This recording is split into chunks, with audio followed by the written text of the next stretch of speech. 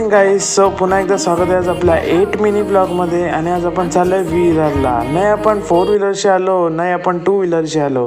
आज आपण आलो म्हणजे ट्रेननी. दादर वर्षी दुसरी ट्रेन पकडली डायरेक्ट विरारला ना. आलो आपण जीवदानी आई मंदिराच्या इथं. खाली 2 माकडं स्वागतालाच उभी होती. मग आपण पण पहिल्या पायरीचं दर्शन घेतलं आणि निघालो दर्शनाला. आणि तब्बल 200 नाही तर 300 पायऱ्यानंतर श्री दत्त महाराजांचं मंदिर लागला. तिथं पण आपण दर्शन घेतलं आणि आईला आणलेला सामान व्यवस्थित एका ताटानं काढून घेतला. मग नंतर निघालो फायनली दर्शनाला. तब्बल 15-20 मिनटानंतर आमचं दर्शन पण झालं. गाईज बघू शकता वरतून व्ह्यू कसला भारी दिसतोय.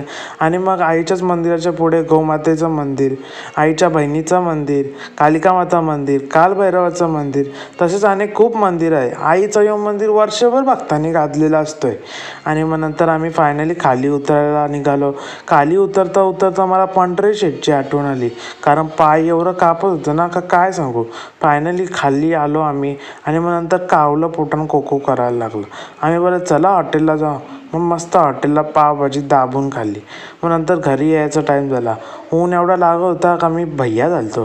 रुमाल डोक्यावर घेऊन घाम पुसत होतो. काय बोलशील. मग नंतर फायनली ट्रेनमध्ये बसलो आणि आम्ही आलो कल्याण स्टेशनला. तिथं AC ची लोकल दिसली, हवा खात बसलो.